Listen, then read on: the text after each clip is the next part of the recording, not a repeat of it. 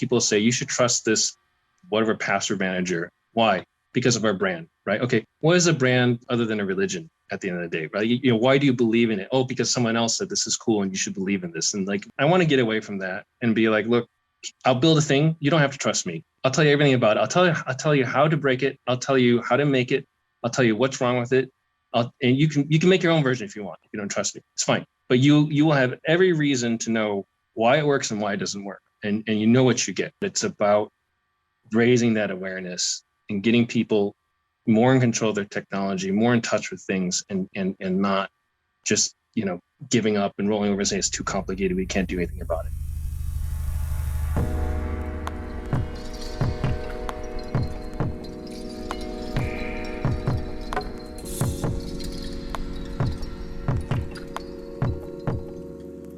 Hello everyone, my name is Stephen Parton and you are listening to the Feedback Loop on Singularity Radio. This week our guest is hacker Andrew Bunnie Huang, who is well known for clashing with Microsoft in the early 2000s when he taught others how to hack and modify the Xbox. Nearly 20 years later, and Bunnie is suing the US government over the ways in which the DMCA, also known as the Digital Millennium Copyright Act, threatens free speech, all while also creating hackable hardware with other influential tech figures such as whistleblower Edward Snowden. In this episode, we explore Bunnie's takes on the current trends and behaviors that are taking place in technology, including tech security, copyright and IP laws, the differences between China and the Western world's approach to innovation, and current issues around the chip shortage that is facing the global economy.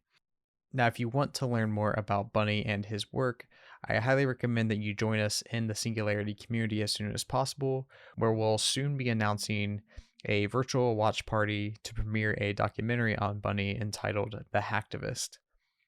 Now, I do apologize in advance for my odd sounding voice in this upcoming episode, as I was recovering from a pretty serious cold at the time. But luckily, Bunnie balances out my odd sounding voice with his wonderful articulations. So without further ado, let's jump into it. Everyone, please welcome to the Feedback Loop, Bunnie.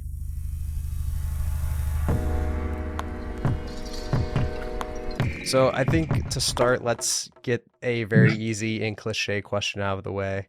How do you define a hacker? How do I define a hacker? Yeah. So I'm a traditionalist, and my definition of hacker comes like from basically before people even knew what the internet was, right? It's just someone who is very into a thing. It doesn't even have to be computers or whatever it is, but they're just super into it, and they learn all the ins and outs of that particular thing to the point where they realize that maybe the bindings that we have to what we think as a door is a door, a window is a window, they don't apply anymore. You're just like, they're just egress and ingress to a place. And so, someone who is a roof and tunnel hacker would be like, oh, these are just ways to get between buildings. They're not like illegal passages or something like this. I've just gotten really into it, right? And so to me, that's kind of my definition of a hacker. Yeah, and there's three types of hackers people typically think of, right? White hat, gray hat, and black hat hacker. Which one would you consider yourself? Yeah, I mean, within the more traditional sense, the computer-oriented sense of hacking. Yeah. I guess that's a tough question. Probably gray hat is the easiest answer because I'm neither solidly white or solidly black, but I think I'm definitely leaning more on the white hat side, but I'm not bound.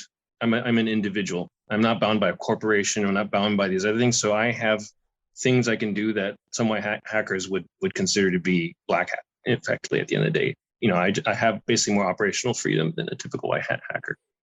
And if under that guise, or just in general, like what are some of your goals as a gray hat hacker, as a hacker in general, in the computing sense of the term?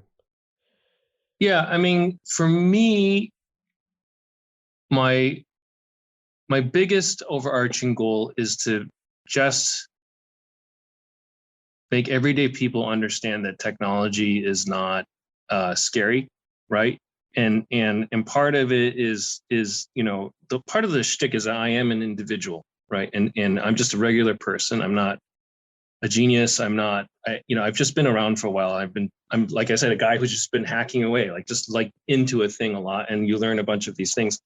And so, for me, a lot of it is about just showing people that you can control your technology, and you can build your technology, and you can do these things. And so sometimes, if to show people that they can control their technology involves jailbreaking something, or showing people how to get around a particular thing, then I think that's a very impactful way to get people back in touch with it. And sometimes if it's just educating people, writing books, giving lectures, and holding workshops, and focusing on diversity and getting more people inside, that's also like within the same mission of making sure that people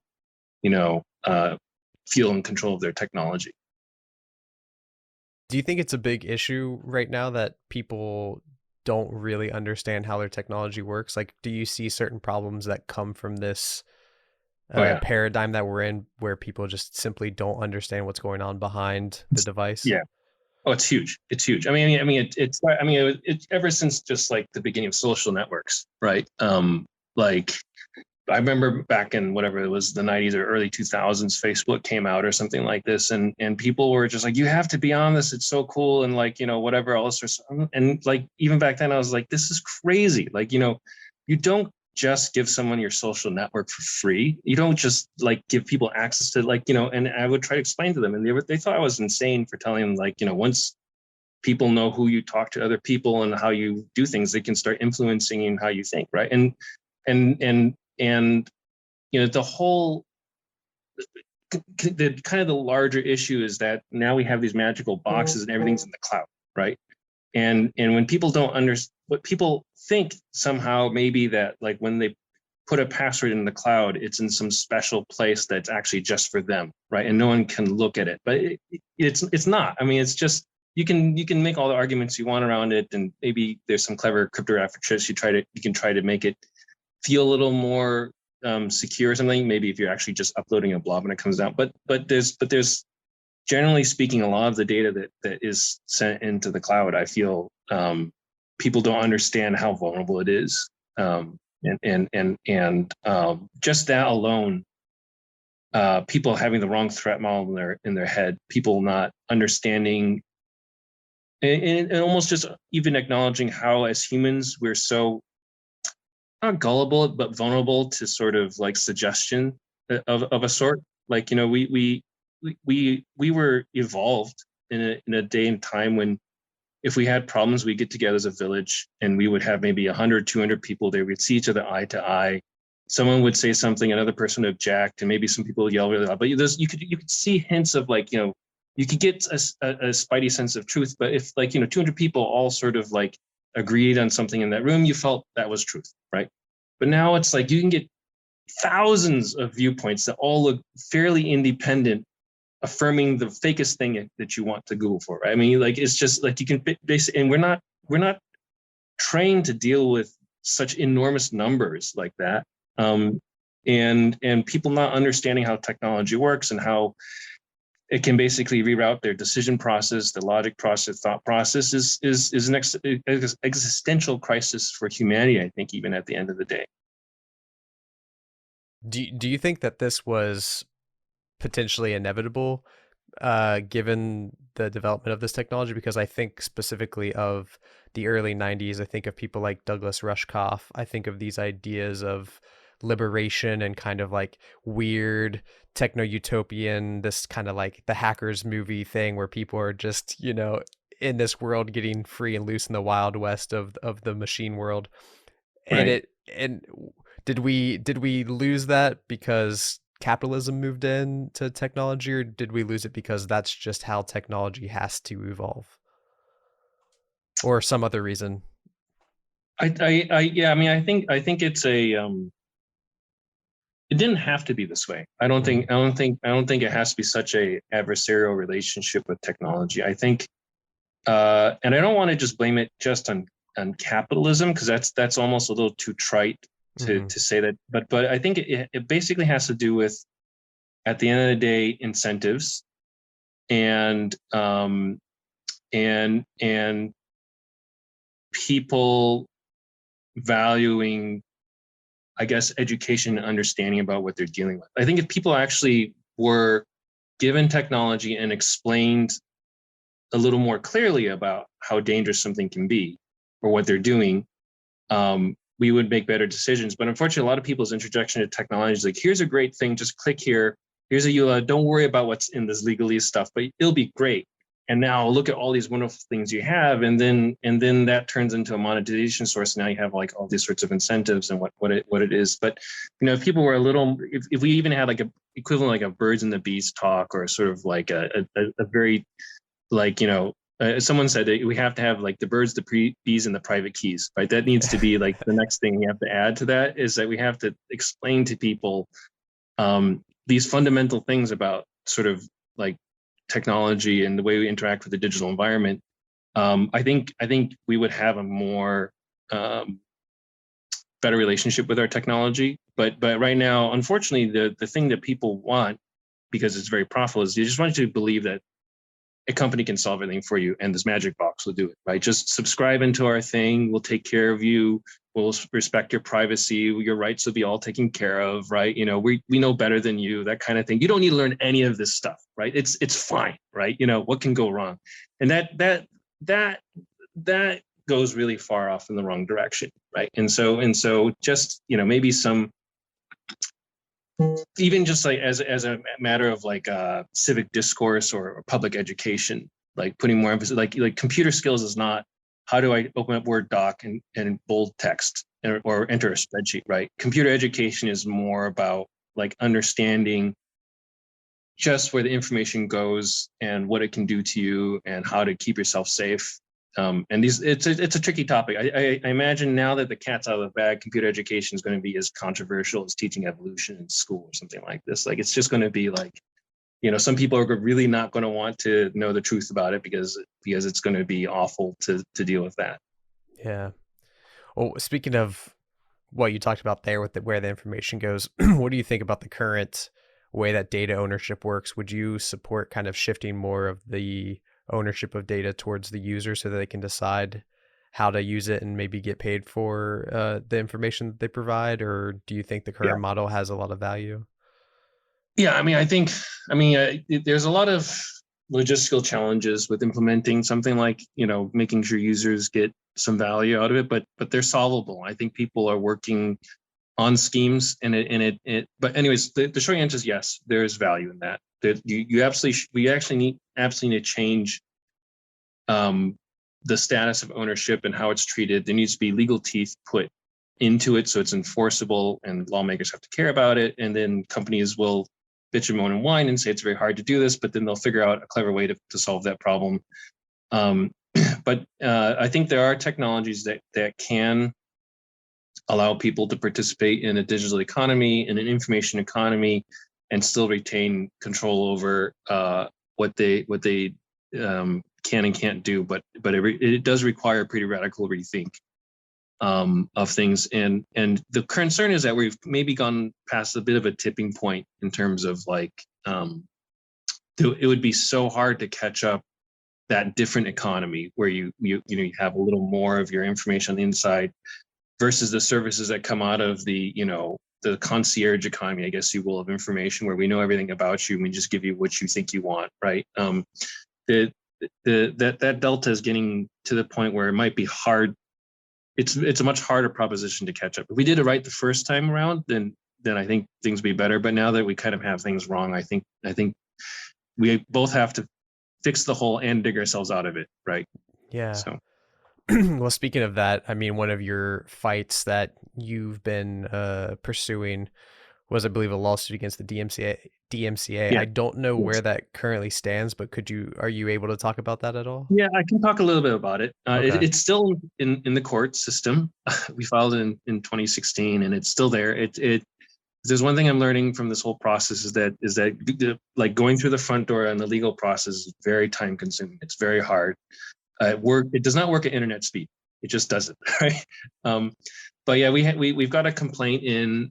There's been some actions back and forth. And I think, my counsel just recently filed some papers on it, but we're trying to, I mean, the fact of the matter is the case is very real. It's still, basically, it's a case about Section 1201 of the DMCA, is the part that makes it a crime to remove a cryptographic lock. And there's a few parties to the case. I'm one of them. And my part is basically like, I have digital video that is locked up. It's in my home. I legally own it. I would like to do something with it, right? I just want to do anything with it almost, basically, right? But the problem is I can't, because it's encrypted and it's actually illegal, unlawful for me to do something with it, right? And so I have a small company called AlphaMax Media that produced a device that is capable of, has the potential to break that digital lock. But I'm waiting for the permission to do that for me to really unlock the full potential of the device. There's a whole bunch of things that are out there, like machine learning and image recognition and subtitling and color correction for blind people, a bunch of stuff that we can do to video that can improve the situation, but it's currently not lawful for me to do it, and we feel that it impinges upon my right to free speech. I want to express myself about this. I want to tell other people how to do it. I want to enable other people to. I want to have more conversations about this topic. But because because of the situation that we have, I can't. I'm held back, right? And it's frustrating being held back for so long. It's just like, it's.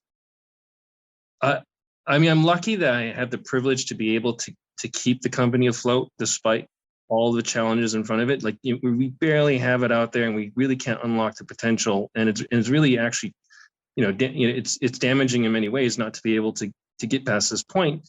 But that it's we just have to keep trying, right? If we just fold, then they'll never hear it. And the problem is that a lot of the issues with sort of the Section 1201 is that it's stood for so long that courts now say, can you show us any evidence of harm done?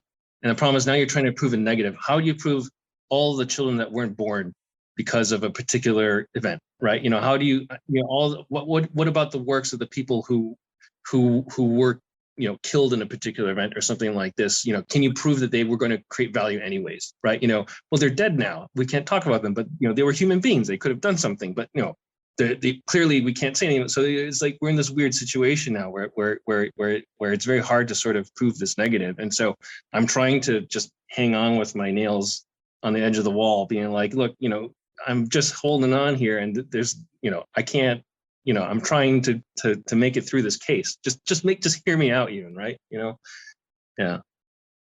What do you think about, I guess, the state of intellectual property and copyright in general at this point then? Because, are we losing just tons of innovation because of this, or is it actually beneficial to have some of these things because we need some way to have a return on investment for people who are spearheading? How do we reconcile that relationship between, I guess, investment and IP and copyright?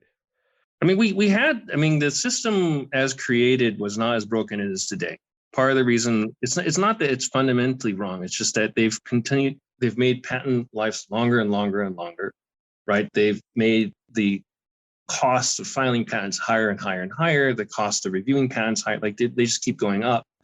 Copyrights themselves, the lifetimes are getting longer and longer and longer. I find it just insane that things that I saw in my childhood, I will die not having rights to remix, right? My childhood is not mine; it belongs to Disney, right? And that there's a little bit of me that feels sad, actually. That it used to be kids in the 1800s or whatever it is, they'd be told stories and they could retell it to their kids in their own way, right? It was part of your culture, it was your fabric, and you could put your imprint on it. You could grow and live and breathe with that. But now, the very fabric of our culture, the shared memories are not ours anymore, right? Because of the length of that copyright life. And it didn't start that way. It wasn't that way, right? I don't have an objection. I write books too, and I make royalties off of selling books. It's fine, right? But I also open source a a lot of my stuff too. There's value in just a printed book, right? Actually, at the end of the day, it turns out like, people will download PDFs or whatever, but people still just want the printed book. And there's, I'm fine with that. That's a great business too, right there. Just, giving people the good of the book. But in things like a lot of medical treatments are very hard to make, and it just wouldn't be feasible if you didn't have some guarantee after 10 years of work or wherever it is. So there are places where it has a meaning, but in the technology world, right, 20 years for a patent lifetime is ridiculous. It doesn't even make sense. And then you get into software, it doesn't even like in the eternal copyright in software, whatever it is like, it's this like, there's so many things that are just a fundamental mismatch with that sort of economy. And what we end up missing, again, we're trying to prove the negative. What are all the startups that didn't happen because they were hampered by copyright? Show me a startup that would have happened that, had we changed it. I can't, because they would have been illegal. They would have been sued out of existence, right, at the end of the day.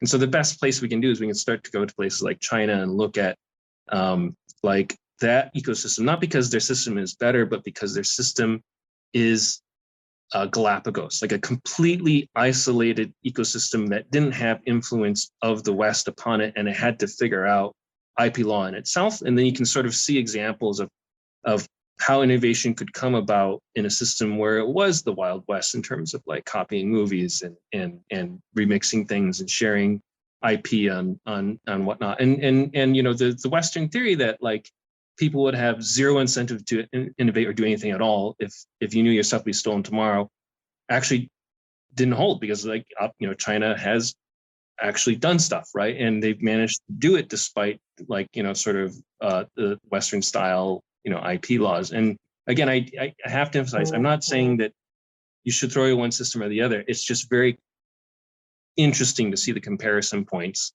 And I think probably it's not so much an abolition of IP, but it's more we need to reform, a very strong reform of it. Some law and order is good, but right now it's just gone too far in terms of like, just lifetimes and rights holders and penalties and stuff like this. Yeah. Could you talk a little bit more about that difference between the East and the West, and specifically kind of what's happening in Shenzhen, and maybe the way like you talked before in your TED Talk about fecundity versus protection? Could you explore that a little bit?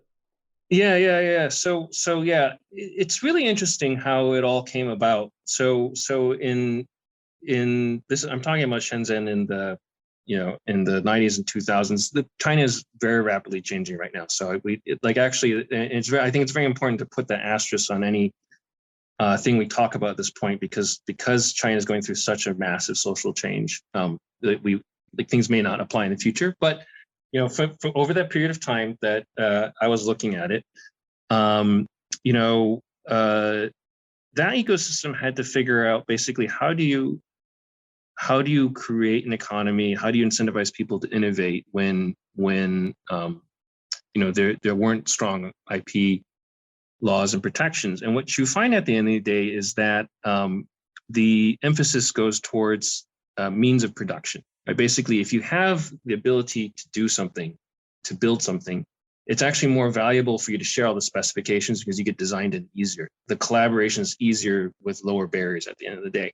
And so it's not, in a way, China it is a manufacturing juggernaut, in part because within that society, the wheels turn much more freely. You don't walk into a factory and sign an NDA before you can see the line of the process. It's very typical. I'll walk in there, shake the hand of the boss, wherever it is, and he opens up a door after I gown up or something, and I'm just there, I'm looking at everything going down the line. And like this, the stuff I see, a lot of American companies would be gobsmacked. I'm looking at the production of the whole FANG production lines, right? Whatever it is running down here, all their secret IP being put together, and I'm just looking at it, right? It's fine, but that's how the ecosystem sort of works. Is that they, I go in, I respect that, and the thing is there is a bit of like if I really blow the lid off and I just screw that guy and I copy something, and then actually you lose this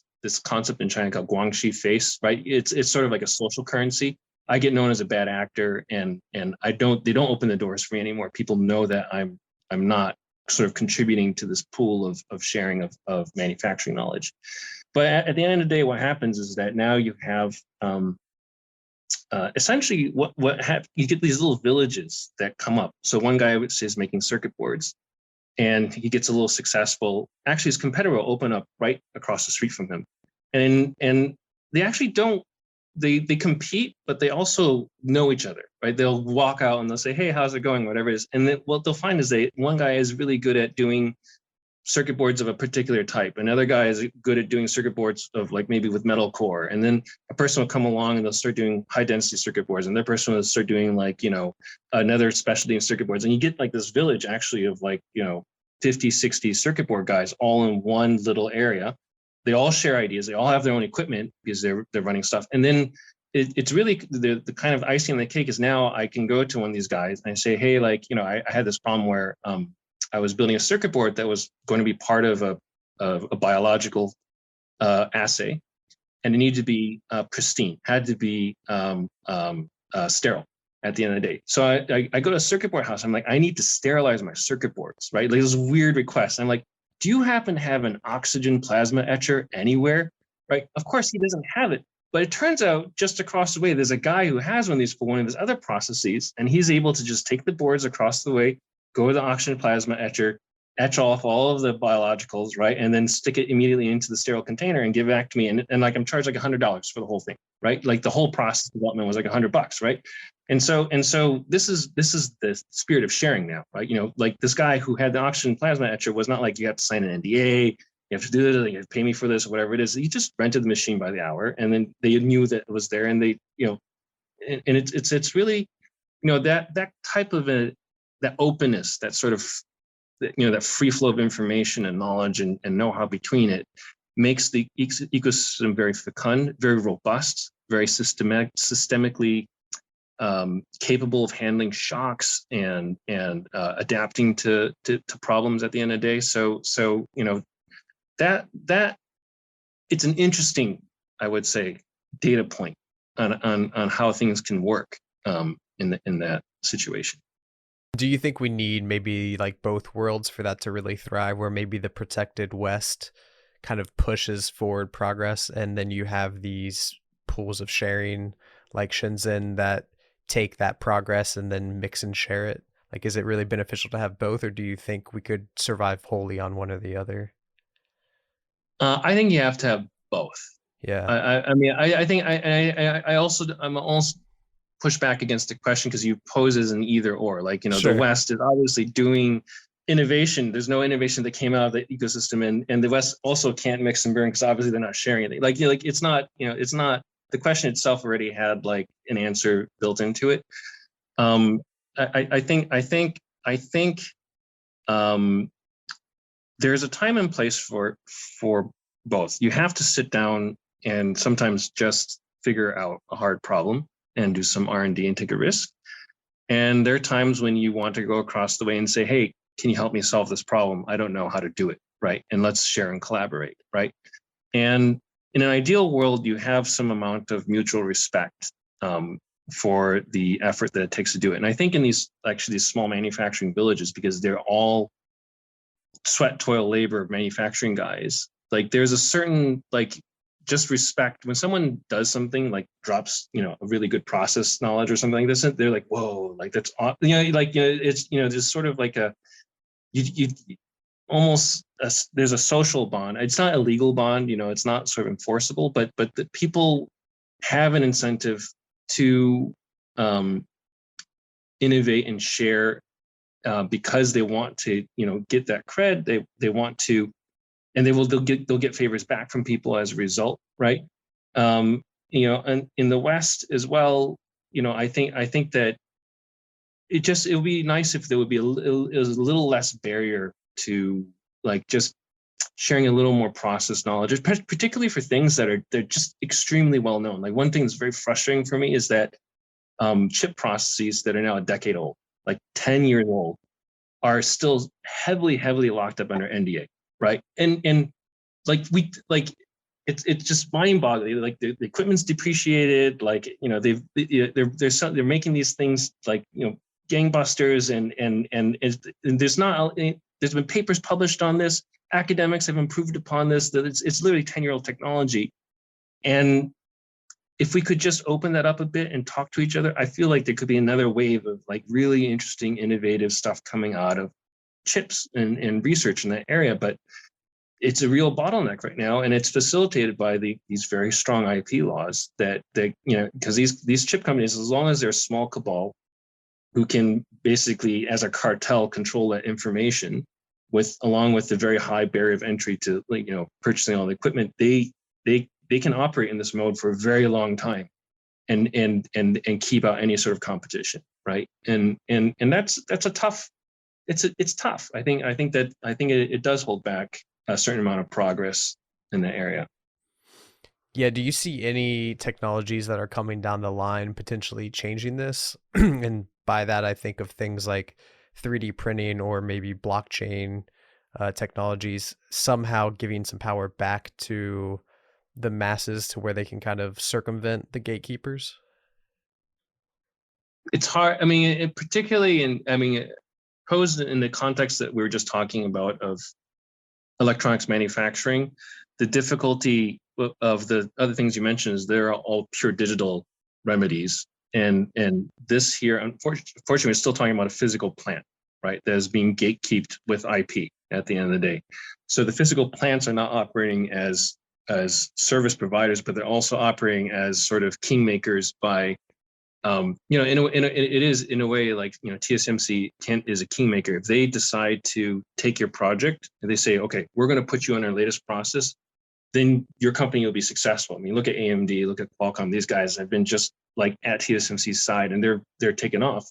But the companies that TSMC also didn't pick right into their stable, they don't go anywhere. If they're not going to build your wafers, you die. Right? That's just so. Not that I think TSMC is necessarily under a obligation to be more open about it, but I think that particularly for the older processes, and particularly today we're talking about a lot of nations talking about throwing billions of dollars at these public money at these places to build fabs on their grounds. I feel like maybe the public should get something back.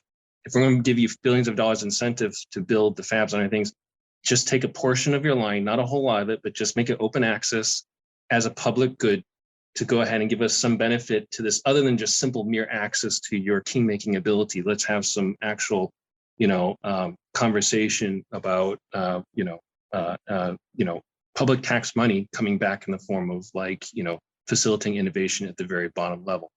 I think that would be a very reasonable stance to have. But as far as I know, no one's really politicians are more worried about just can we get chips, right? And in the case of like a war or conflict or whatever it is, we have to be able to, that's all they really want right now. They're not really thinking in terms of the bigger picture of innovation and trying to negotiate like a sort of a peace dividend at the end of the day, sort of like public access to these fabs. But I really hope that people could be a little more aware that this is an ask that I think that's really on the table right now. You're literally taking taxpayer money and giving this company a bunch of money.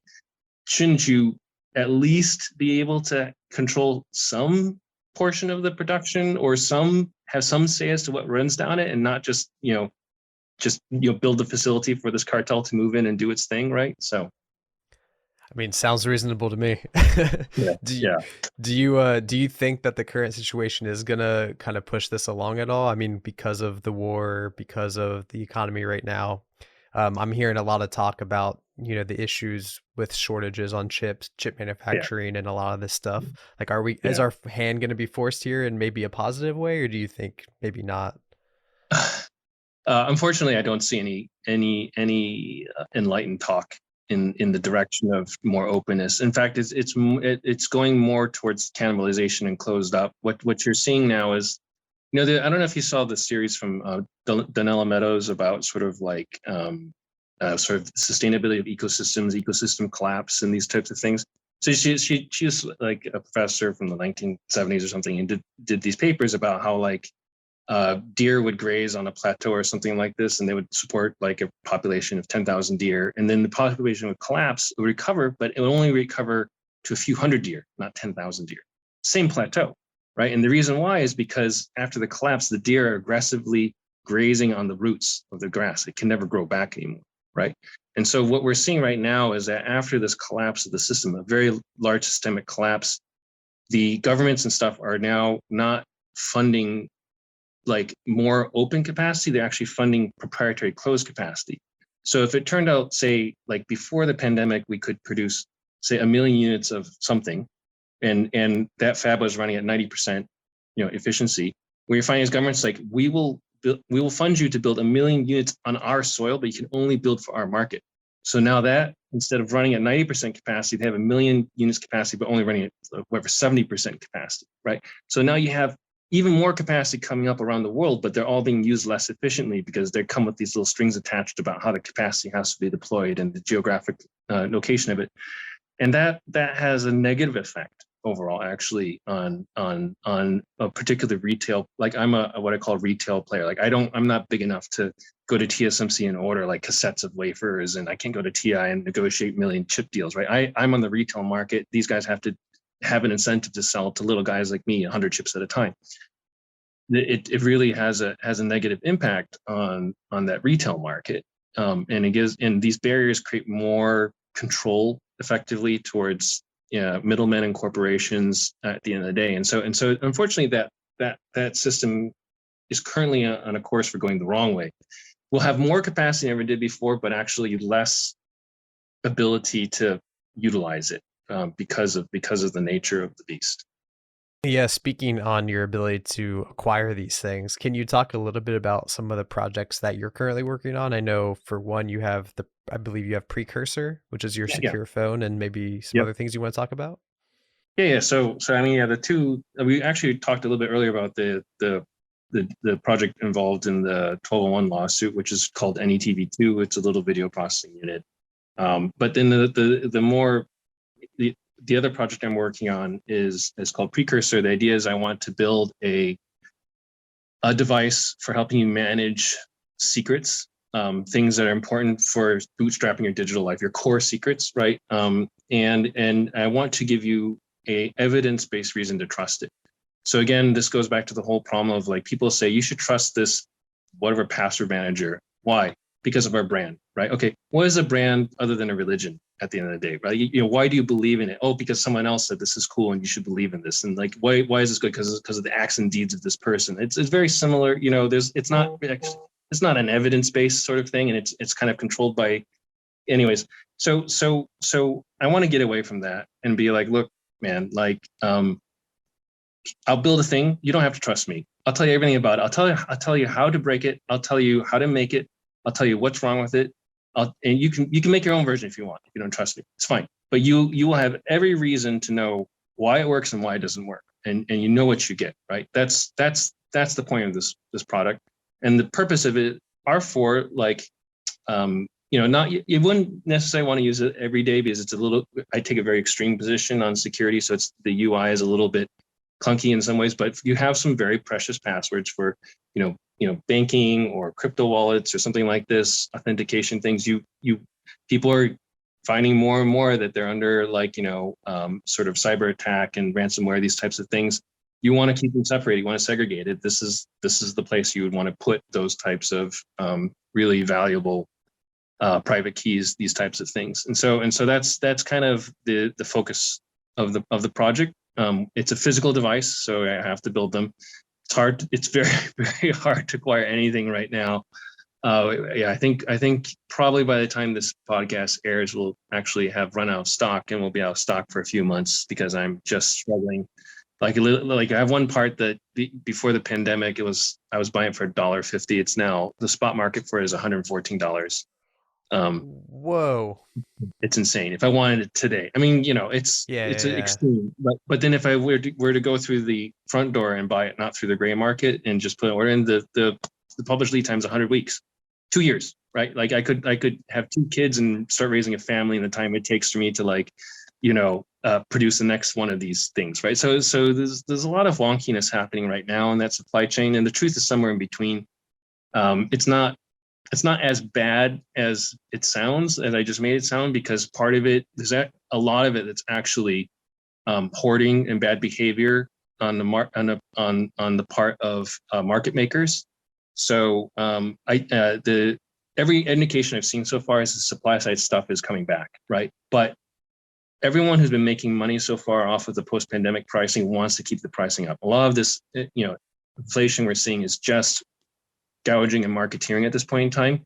There's not as much demand as there needs to be. So at some point in time, that's going to drop, and we're starting to see in some sectors, we're starting to see that drop happen. But for me, it's basically I'm just playing this poker game, holding my cards and trying not to fold, and hoping that these guys give in before I give in, because I don't want to pay $114 for the part, and I think they're going to have to sell some of these parts one of these days soon. So I'm just going to keep staring them down the face and hope they blink, right? So is this phone part of the project that you did with Snowden, Ed Snowden, or inspired by that?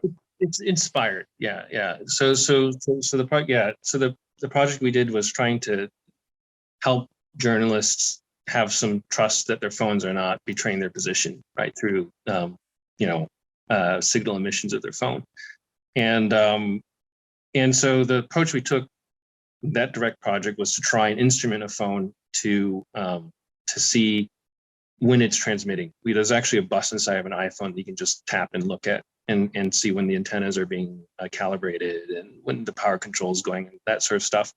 And it turned out that actually, even if you could get that data, it's very hard to do anything with it, because iPhones will transmit in airplane mode sometimes for legitimate reasons, right? Like I don't know what the legitimate reasons are, but they reserve the right to do it, right?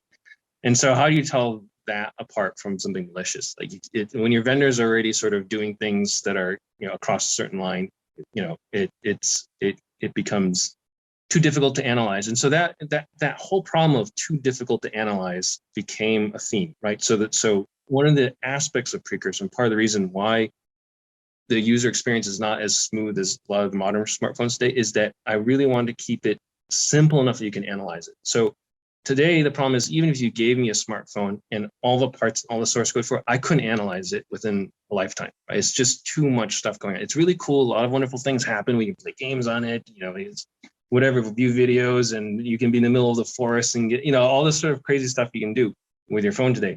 But it comes with a price of extremely high complexity, a lot of moving parts. So you don't even really know. And so Precursor itself, we say, okay, we're going to do one thing, we're going to do it really well, and we're going to do it as simply as possible so you can actually analyze what's going on. So it's not just a shtick of like, I'm going to throw you some things and, you figure it out. It's like, I'll show you how to figure it out. I have a video where I say, we go from like boot to root in 1 hour. I go from like literally the very first instruction that happens, how the CPU gets compiled, the structure of the CPU, all the way into the OS to like, sort of your root keys in a 1 hour video. It's pretty dense, but that video represents the essence of evidence-based trust. I can actually give you reasons, and if you doubt me, you can look yourself, right? And that's where I'm trying to get at.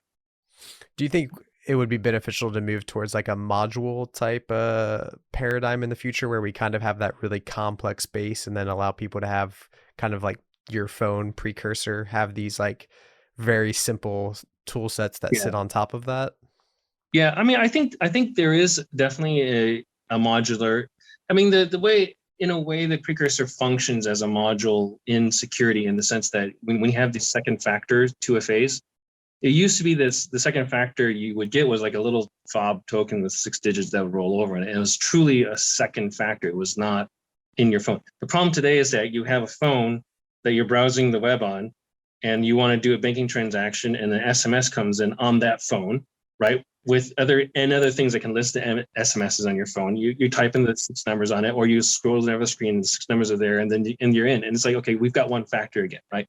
So it's not that we can't. It's a good idea to modularize things, but there's still an actual benefit in keeping these two things physically separate. The saying I have is like, you don't want to eat where you poop, right? Even if I gave you a toilet and I showed you this thing where you could just like flush it with chlorine, whatever it is, and I put a salad in. It's like, look, it's really clean. There's just something we don't do it because like, but what if there was some poop left over, right? And really, you're sitting here, you're on your phone, you're browsing cat memes and whatever it is, and getting spam and cryptocurrency, and then banking, literally the same screen, one swipe away. We're trained to think it's okay to eat out of our toilet bowls effectively when it comes to digital technology, because we want to have just one thing in our pocket that we carry around.